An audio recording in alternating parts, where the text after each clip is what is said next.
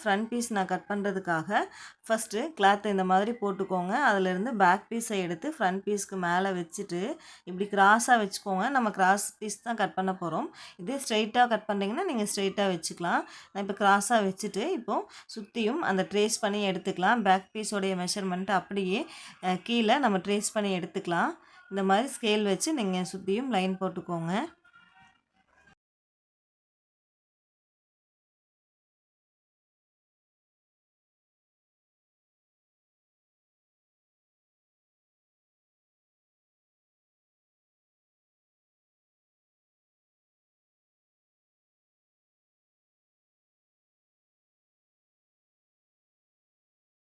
இப்போ இந்த ஆர்ம் ரவுண்டையும் சுற்றியும் நம்ம ட்ரேஸ் எடுத்துக்கலாம்.